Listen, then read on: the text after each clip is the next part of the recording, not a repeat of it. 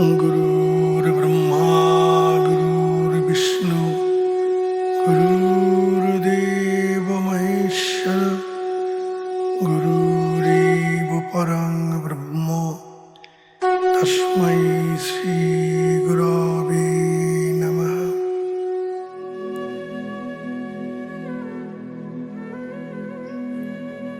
जय गुरु जय गुरु जय যোগীরাজ জয় যোগীরাজ। পরম করুণাময় গুরুদেবের নামে বেদান্ত পাঠশালার পাঠ শুরু করছি। আজ একটি নতুন পুস্তক পাঠ করে শোনাচ্ছি। পুস্তকখানি কুলাবধূত শ্রীমৎ সদানন্দ তীর্থনাথ কর্তৃক ভাষ্যস্কৃত জ্ঞান সংকলনী তন্ত্র। কুলাবধূত সদানন্দ তীর্থনাথ তার সম্বন্ধে বিশেষ কিছু জানা যায় না, তবে তিনি একজন অতি উচ্চকোটির যোগী ছিলেন।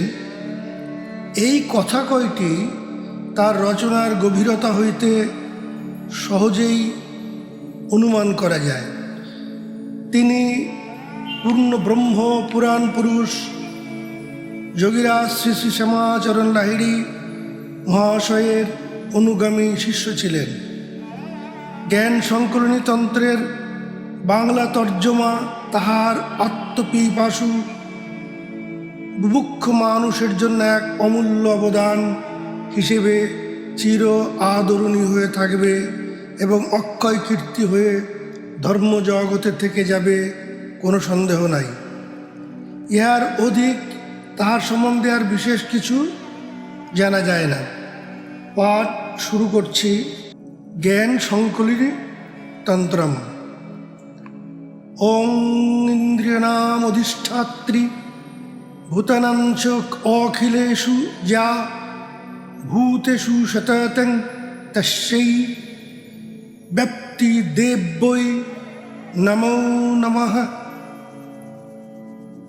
হে ইন্দ্রিয়গণের অধিষ্ঠাত্রী দেবী, অখিল ব্রহ্মাণ্ডের ধারক ও পালক, সর্বত্র অনু পরমাণু স্থাবর জঙ্গমাত্মক সৃষ্টিতে যিনি পরিব্যাপ্ত, সেই মহাশক্তি কুণ্ডলিনী দেবীকে সতত প্রণাম করি। তন্ত্র কি? যোগ, তন্ত্র, সঙ্গীত ও সমস্ত সাধন প্রক্রিয়ার উদ্গাতা স্বয়ং মহেশ্বর। প্রশ্ন করিতেছেন পার্বতী, উত্তর দিতেছেন মহেশ্বর। এই প্রশ্নোত্তর বিষয়ী সমগ্র তন্ত্রশাস্ত্র। তন যোগত্র সমান তন্ত্র। তন ধাতুর অর্থে বিস্তার, ত্র অর্থে ত্রাণ বা মুখ্য। সাধারণত আমাদের শ্বাস প্রশ্বাস কর্মানুযায়ী হ্রস্ব বা দীর্ঘ হয়। জীব 24 ঘন্টায় 21,600 বার টানা ও ফেলার কাজ করে। যোগী এই সংখ্যাকে কমিয়ে আনেন। এই শ্বাসের পুঁজি আমাদের জীবন বা আয়ু। সাধারণ সুস্থ মানুষ প্রতি মিনিটে 15 বার শ্বাস গ্রহণ ও ত্যাগ করে।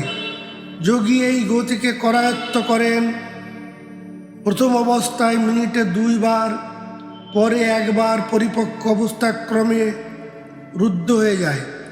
এই অবস্থায় সুষমনায় প্রাণবায়ু স্থির হয় এবং এমন অবস্থা আসে যে যোগীর দেহে থাকা বা ত্যাগ করা ইচ্ছাধীন হয়। শ্বাসের গতি এইভাবে বিস্তার করলে ত্রাণ পাওয়া যায়। ত্রাণ অর্থে মোক্ষ। তন্ত্রের 3 ভাব, গুণ অনুসারে তামসিক, রাজসিক ও সাত্ত্বিক। 3 আচার: পশ্চাচার, বীরাচার, দিব্যাচার। সত্য গুণাশ্রিত তন্ত্র সাধনাই দিব্যাচার, যা যোগ সাধনারই নামান্তর। সাধনার 5ম স্তরে উঠে যোগতন্ত্র একই ধারায় প্রবাহিত হয়। আমরা এভাবেও ভাবতে পারি, তনুত্রয়ের তারণ হেতু যে সাধনা, তাই তন্ত্র সাধনা।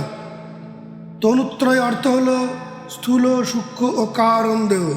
3 দেহ আমাদের বর্তমান দেহটি রক্ত মাংস স্থূল দেহ, সাধন বলে অতীন্দ্রিয় জগতে যাহার প্রধান অবলম্বন রূপে স্বরূপ এবং সাধন ভজন করবার জন্য যা একান্ত প্রয়োজন। আর এক দেহ আছে যা লিঙ্গ দেহ, অর্থাৎ সূক্ষ্ম দেহ। প্রত্যেকটি মানুষের এই লিঙ্গ দেহ কুটস্থে অবস্থান করে। সাধন সময়ে অঙ্গুষ্ঠ প্রমাণ স্বীয় প্রতিবিম্ব জ্যোতি মধ্যে দেখা যায়, যেমন দর্পণে আপনার স্বরূপ আপনি দেখেন, সেই রূপ। আর এক দেহ আছে কারণ দেহ। সমাধি যোগে লিঙ্গ দেহই কারণ দেহে মিশে যায়। লিঙ্গ দেহ স্বচ্ছ, কারণ দেহের ঘোর কৃষ্ণবর্ণ। যোগী এই তিন দেহই জ্ঞানত দর্শন করেন। কারণ দেহই আমাদের বীজ স্বরূপ। কামনা, বাসনা, ইচ্ছা, অনিচ্ছা সমস্তই কারণ দেহের রেকর্ডিংয়ের হয়ে থাকে এবং টেপ রেকর্ডারে যেমতো হয়। এই রেকর্ডের গান বাজানোর জন্য বারে বারে আসতে হয়। যোগী কারণ দেহকেও নাশ করেন। বীজকে অঙ্কুরিত হওয়ার সুযোগ না দিলে সে আর জন্মাবে না। বীজ যদি থাকে কারণভূত দেহ, প্রয়োজন অনুসারে লিঙ্গ এবং স্থূল দেহ গঠন করবারই তারাই হচ্ছে নির্বিকল্প সমাধি, অর্থাৎ বীজ অর্থে কামনা বাসনা বা বাসনার রেকর্ডিং। নির্বিকল্প সমাধি যোগে এই কারণ দেহকে অতিক্রম করা যায়। যাই হোক, তনুত্রয়ের তারণ এইভাবেই হয়, সেই অর্থে তন্ত্র। কারণ দেহকে অতিক্রম করলে পাওয়া যায় মহাকারণ দেহ, তারপরে আছে কৈবল্য দেহ ইত্যাদি। নির্বিকল্প সমাধি থেকে মহাশক্তি নামিয়ে আনেন জগতে। জীবের কল্যাণের জন্য কিছুদিন দেহে থাকতে হয়। অবশ্য অবতারা আদি পুরুষের এই অবস্থা হয়, নচেত 21 দিন পরে দেহত্যাগ হয়ে যায়। যে সাধনাই করুন না কেন, স্থূল দেহখণ্ডটি তারই যন্ত্রস্বরূপ। সপ্ত আচার। শাস্ত্রে সপ্ত আচারের উল্লেখ পাওয়া যায়, যথা বেদাচার, বৈষ্ণবাচার, শৈবাচার, দক্ষিণাচার, বামাচার, সিদ্ধান্ত আচার ও কুলাচার। বলা বাহুল্য, প্রত্যেক আচারেরই 3 গুণ বর্তমান। শাস্ত্রে কুলাচারকেই সর্বশ্রেষ্ঠ আচার বলা হয়েছে। কুলাচার দীক্ষায় 6টি সোপান আছে।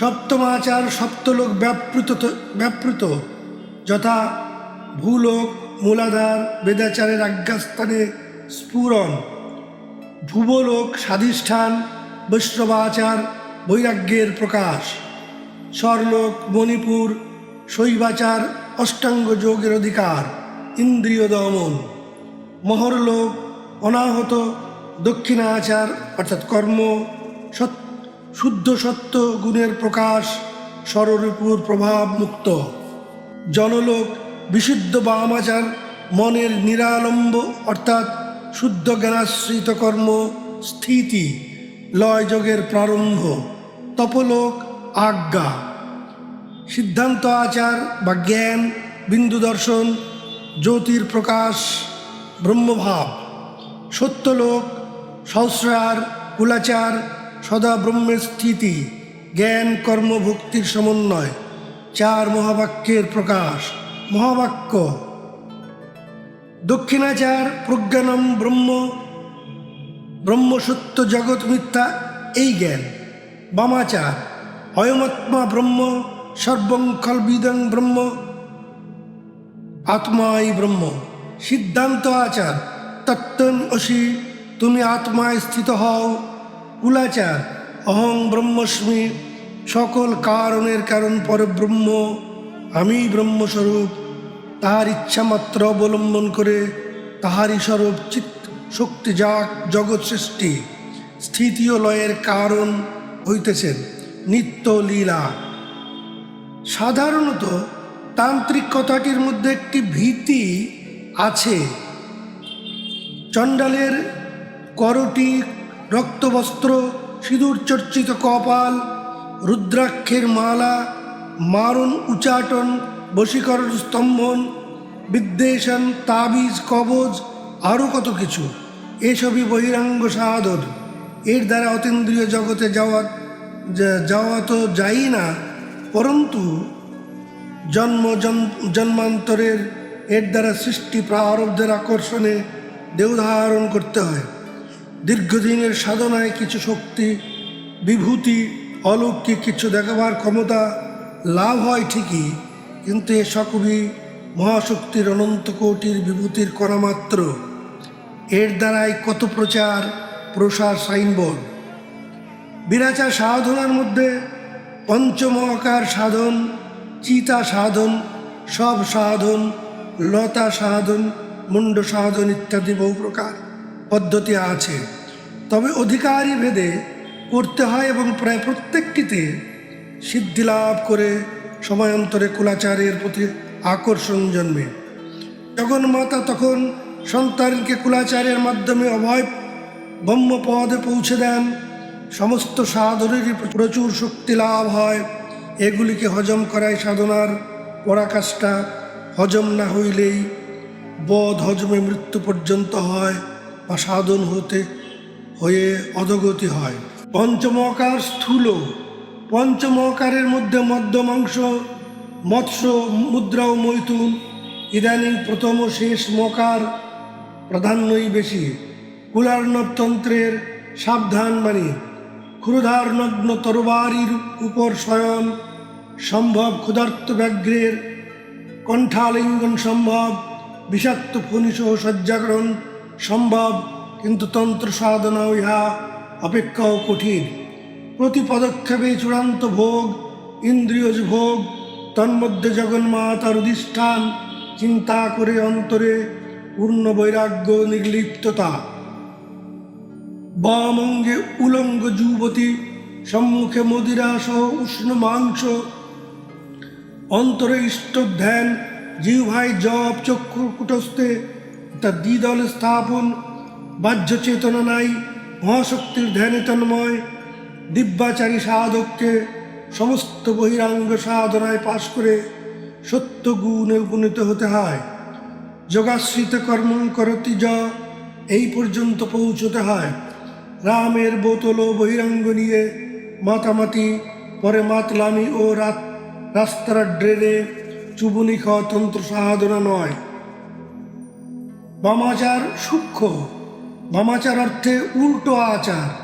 সহস্রার থেকে যে কুলকুণ্ডলিনী বা প্রাণন শক্তি ভূমিষ্ঠ হওয়ার পরেই অধমুখী সুষুম্নাবাহিত হয়ে হাস্যে লাস্যে লালায়িত ছন্দে মূলাধার স্থিত আধার পদ্ম উপস্থিত হয়ে স্বয়ংভূলিঙ্গকে সার্ধ ত্রিবলায়াকারে আলিঙ্গন করে অবস্থান করছেন যোগী বা সকল সাধক। সেই শক্তিকে বিপরীত গতি, বিপরীত রতা তুরম সহস্রারে পরম শিবের সাথে মিলিত করিবার জন্যই সাধন করিয়া থাকেন। এই সহস্রদল পদ্ম থেকেই নিত্য অমৃতকরণ হচ্ছে। এটাই মদ্য। এর নেশা বাহ্য মদ সেবন হেতু যে নেশা তদ্রূপ, কিন্তু বহুগুণিত আনন্দদায়ক ও প্রীতিবর্ধক। মা অর্থে জিহ্বা, তারই অংশ বাক্য। বিশেষ ক্রিয়ায় জিহ্বাকে তালু বলে প্রবেশ করানোকেই মাংস সাধন বলে। যথা ঘেরণ্য সংহিতায় রসনা মা তুলম মধ্যেতু শনৈ শনৈ প্রবেশাৎ। এর দ্বারা কথা বন্ধ হয়, প্রকৃত মৌনী ভাব হয়। আমাদের বহির্মুখী শ্বাস প্রশ্বাস ইরা ও পিঙ্গলা নারী মাধ্যমে প্রবাহিত হয়, নামা ওঠা করে। বহির্মুখী শ্বাসকে রুদ্ধ করাই মৎস্য সাধন। সাধন সময়ে সাধক এক শুভ্র জ্যোতি পারোত্তুল্য দ্বিদলে দেখেন অপলক দৃষ্টিতে, অর্থাৎ বাহ্য দৃষ্টি নয়। সেই জ্যোতি দর্শন করাকেই মুদ্রা সাধন বলে। চিত্তবৃত্তি দমন না হইলে এই রূপ দর্শন হয় না। আমাদের প্রাণের দুইটি অবস্থা, একটি স্থির ও অন্যটি চঞ্চল। স্থির প্রাণের অবস্থায় ব্রহ্ম অবস্থা, অর্থাৎ নিশ্চলং ব্রহ্ম উচ্যতে। চঞ্চল প্রাণী মন উপাধি ধারণ করে আজ্ঞাচক্রের নিচে নেমে বহির্মুখী বৃত্তি দ্বারা 24 তত্ত্বের সাহায্যে ঘর সংসার করছে। সাধক যোগ বলে চঞ্চল প্রাণের স্থির সাধন করে মূলাধার থেকে কুণ্ডলিনীকে ব্রহ্মনারীর রাস্তা দিয়ে গোপনে গোপীভাবে 6টি পদ্ম অর্থাৎ বন পার করে সহস্রে পরম শিবের সাথে মিলিত অর্থাৎ অভিসার করা এবং তৎমিলন অবস্থাজনিত আনন্দ উপভোগ করাই মৈথুন সাধন। জ্যোতিতে লয় অবস্থা প্রাণের এই স্থিরত্বই শিব পদবাচ্য। সিদ্ধতন্ত্র গুরুর কাছ থেকে পূর্ণাভিষিক্ত দীক্ষায় এসব জানা যায়। দিব্যাচারী সাধকের দিব্য পঞ্চম মহাকার সাধনী যোগ সাধনা বিপরীতক্রমে আধার পদ্মস্থিত শক্তিকে পরম শিবের সাথে মিলিত করাই কালীর ধ্যানের বিপরীত রতাতুরম এবং প্রাণের স্বাভাবিক বাহ্যধারাকে বিপরীতক্রমে রাধাতে পরিণত করা। স্বাভাবিক ধারাই হচ্ছে সহস্রার থেকে নিম্নাভিমুখী মূলাধার পর্যন্ত। রা অর্থে জগৎ এবং ব্রহ্মাণ্ড, ধা অর্থে ধারণ করে আছেন যিনি। রাধাই জগদ্ধাত্রী মহাশক্তি, ভগবানের আহ্লাদিনী শক্তি, পরমা প্রকৃতি। তিনি মূলাধারে আছেন, দেহ ব্রহ্মাণ্ডকে ধারণ করে ব্রহ্মনারীর মুখ আটকে মহানন্দে অবস্থান করছেন।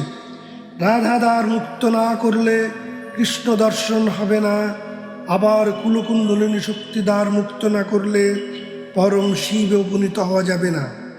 একই ব্যাপার, কোথাও কোনো ভেদ নাই। ভেদ আমাদের মনে, ভেদ আমাদের জ্ঞানে, ভেদ আমাদের জানায় অজানায়, সম্প্রদায়ে বোঝার ভুলে ও আচরণে।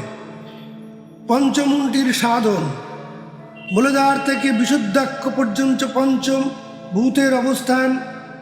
এদের স্থান যথাক্রমে মেরুদণ্ড প্রান্তে মূলাধার, লিঙ্গমূলে স্বাধিষ্ঠানে, নাভিতে মণিপুর, বুকে অনাহত কণ্ঠে, কণ্ঠে বিশুদ্ধ।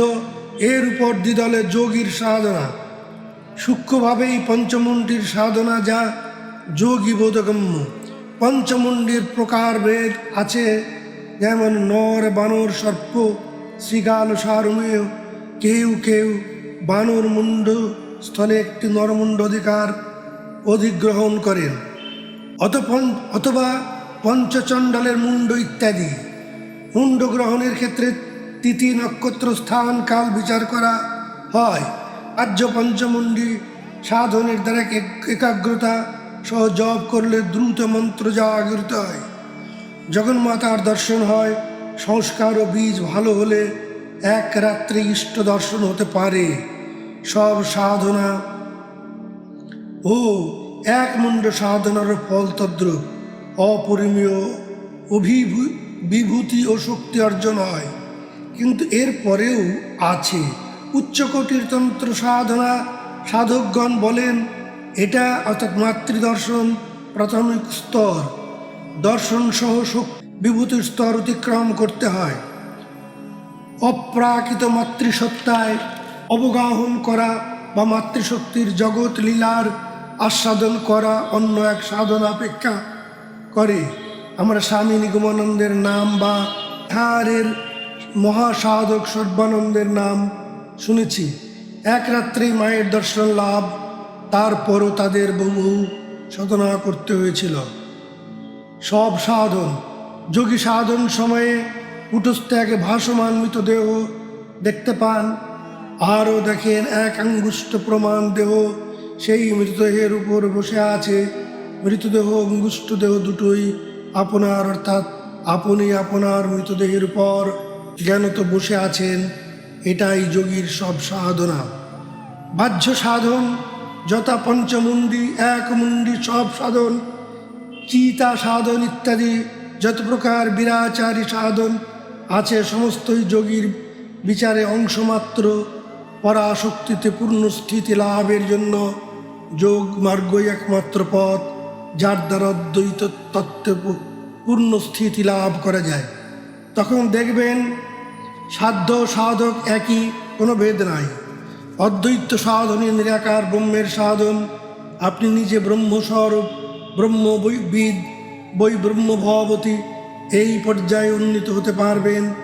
এই আত্মতত্ত্বের সাধনাই গীতার সাধন, যা ভগবান অর্জুনকে দিয়েছিলেন। দিব্যাচারের সাধন। তন্ত্রের দিব্যাচার সাধনে প্রকৃতপক্ষে যোগ সাধন। রূপ থেকে অরূপে, মূর্ত থেকে বিমূর্তে, সাকার থেকে নিরাকারে, দ্বৈত থেকে অদ্বৈতে যাওয়ার সাধনে গীতার সাধন। যোগী যুঞ্জিত সততমাত্মানাং রহস্য স্থিত।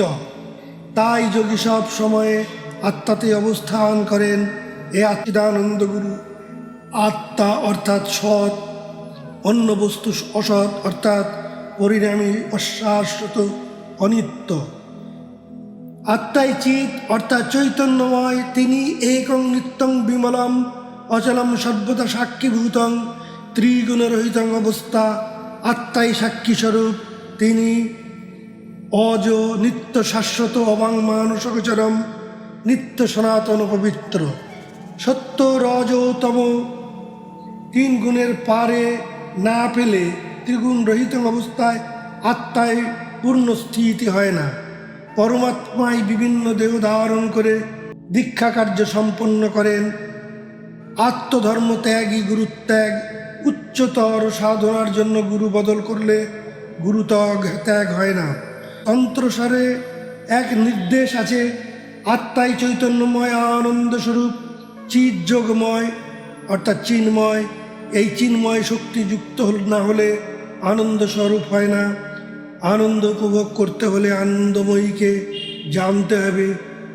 তবেই পরব্রহ্মের চৈতন্য শক্তি চিন্ময়ী কালী, এই কালিয়াদ্যা শক্তি শক্তের উপাস্য আর আনন্দস্বরূপ পরমাত্মাই শ্রীকৃষ্ণ বা শিব আদিপুরুষ।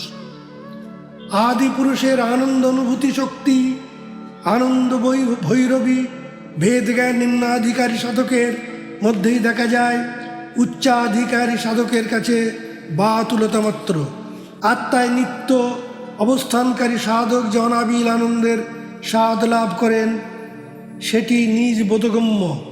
রবীন্দ্রনাথ বলেছেন, আনন্দলোকে মঙ্গলালোকে বিরাজ সত্য সুন্দর, মহিমা তব উদ্ভাসিত মহাগগন মাঝে।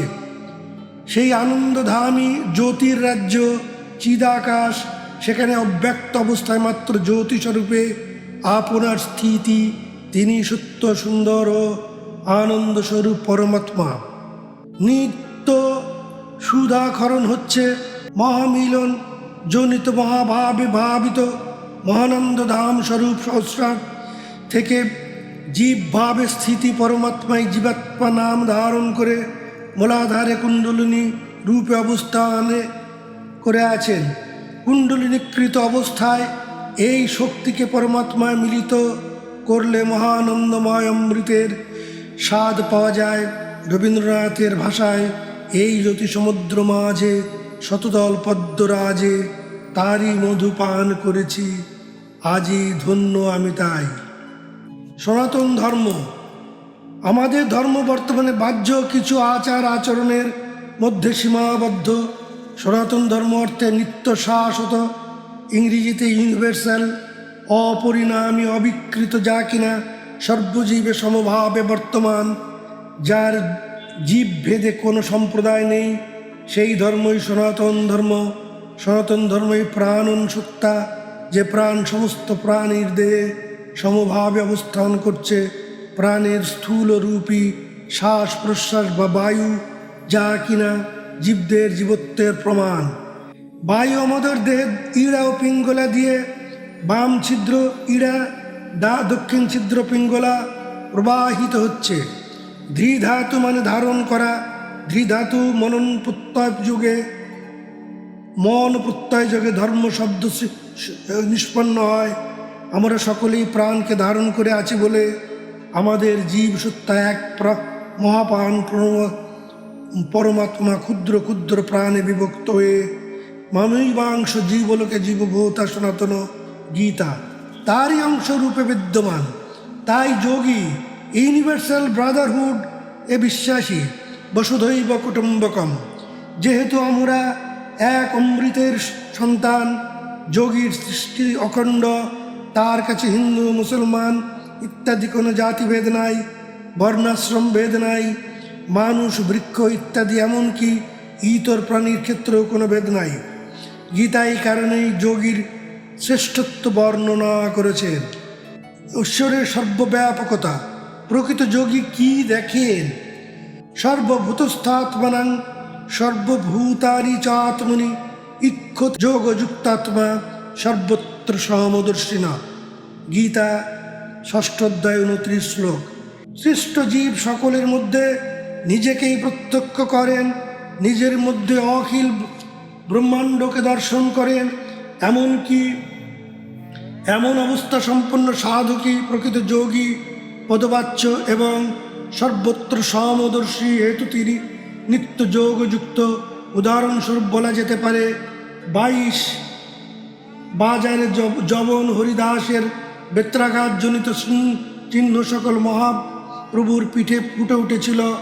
গঙ্গায় 2 মাঝির মারামারির চিহ্ন ঠাকুর শ্রীরামকৃষ্ণের পিঠে, এবং দার্জিলিংয়ে ভ্রমণরত স্বামীজি পা পিছলে পড়ে যাওয়া এক পাহাড়ি মহিলার কোমরের ব্যথায় স্বামীজি তিনি 3 দিন শয্যাশায়ী ছিলেন। বারদিন লোকনাথ ব্রহ্মচারীর পিঠে মারের দাগ ইত্যাদি বহু ঘটনা আমাদের সামনে আছে। স্বীয় অনু সকল চৈতন্যময়, ইট কাঠ পাথর মাটি সমস্তই চৈতন্যময় হয়ে ওঠে। বিশ্বপ্রেমে বিশ্ব ভ্রাতৃত্ববোধী যোগীর লক্ষ্য। যোগী বিশ্বাস করেন ও প্রত্যক্ষ করেন মহাসার কথা। অং সর্বস্ব প্রভ মত্ত সর্বং প্রবর্ততে অহং সর্বস্ব প্রভব মত্ত সর্বং প্রবর্ততে ইতিবত্তা ভজন্তে মাং বুধা ভাব সমন্বিতা। 10 অধ্যায় 8ম শ্লোক গীতা। আমি সব হয়ে আছি, এই জগৎ ব্রহ্মাণ্ড সমস্তই আমার বিলাস মূর্তি, সমস্তই আমাতে এবং আমি সব কিছুর মধ্যে বিদ্যমান। এইভাবে ভাবিত হয়ে জীবগণ আমার ভজনা করেন। এইভাবে ভাবিত হয়ে জ্ঞানীগণ আমার ভজনা করেন। সমস্ত দেহে একই প্রাণ। এই প্রাণকে ভালোবাসলে সর্বজীবে প্রেম, ভালোবাসা ও আধ্যাত্মবোধ জাগে। মহাপ্রেমী নিয়ে যায় পরিশুদ্ধ ভগবান। প্রেমের কারণ ভগবান প্রেমময়।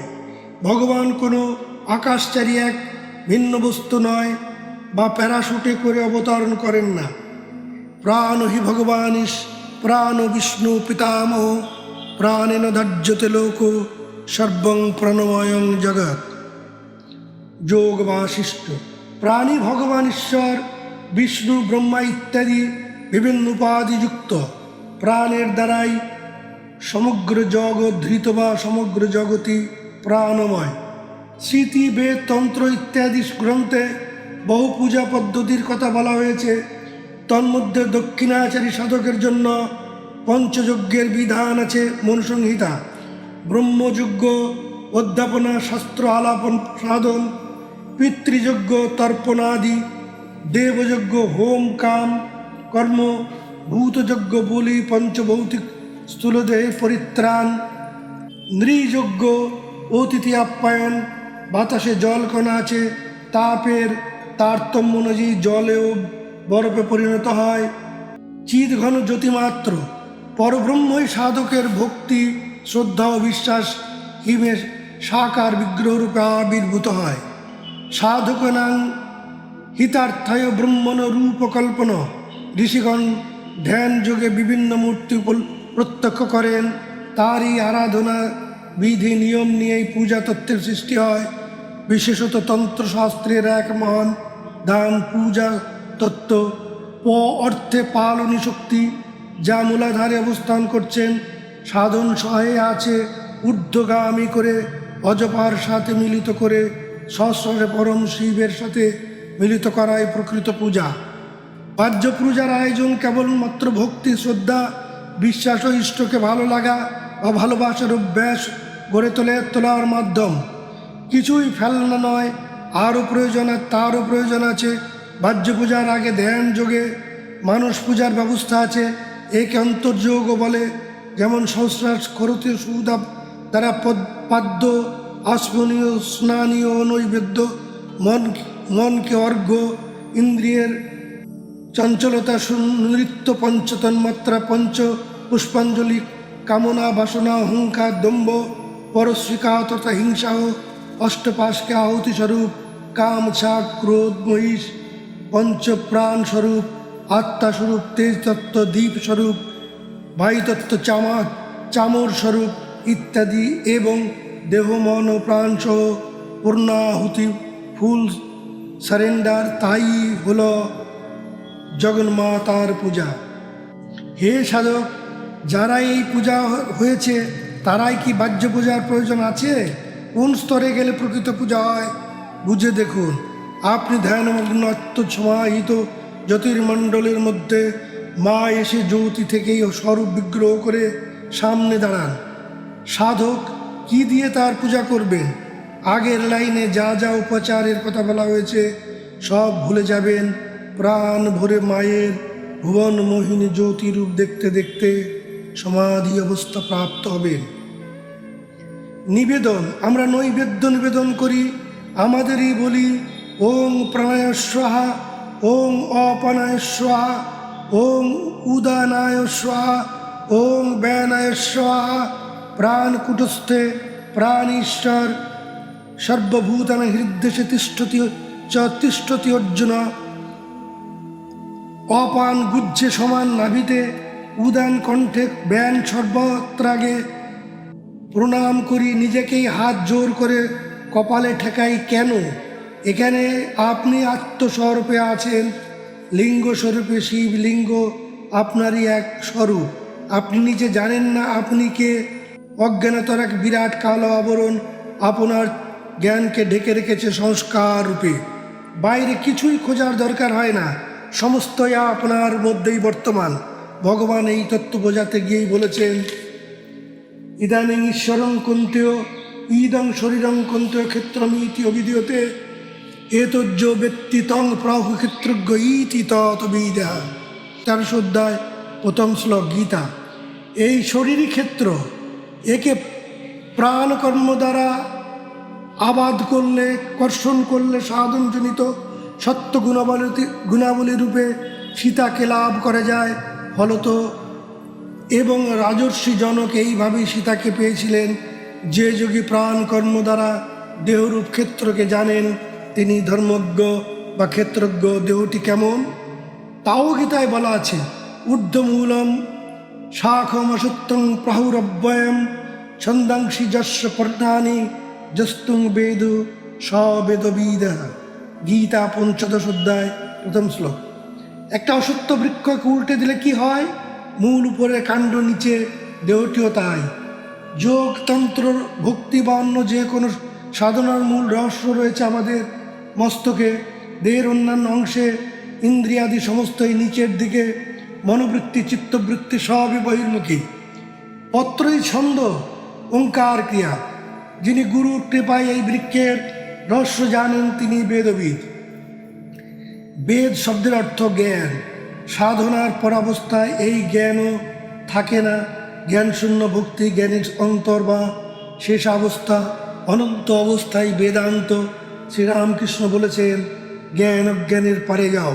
সংসার বা জগৎ পরিণামী, অনিত্য, তাই অসত্য, অর্থাৎ যার স্থায়িত্ব নাই। কে জানে এই মুহূর্তেই প্রাণবায়ু দেহত্যাগ করতে পারে। সুতরাং যার যা সাধন সেটি নিষ্ঠা সহকারে করতে হবে। ফাঁকি দিয়ে বা না করে, অজুহাত দেখিয়ে কখনো বস্তু লাভ হয় না। মুক্তি, অসঙ্গ বা রূপ শস্ত্র দিয়ে দৃঢ়ভাবে আঘাত করলে অসত্য বৃক্ষের মূল ছেদন করা যায়। অসঙ্গ অর্থে ইন্দ্রিয় সঙ্গ বিবর্জিত হয়ে একাকী নির্জনে সাধন না করা এবং সব সময়ের জন্য আত্মায় অবস্থান করা। আপনি যখন যোগের পরাবস্থায় স্থিতি লাভ করবেন তখন জাগতিক আকর্ষণ সমস্তই খসে যাবে, আর নিচে নামতে ইচ্ছা হবে না। তখন ব্রহ্মের উত্তম রূপ খর্গ দিয়ে মহাশক্তি এই মূল কেটে ছেদন, মায়ার বন্ধন থেকে মুক্ত করবেন।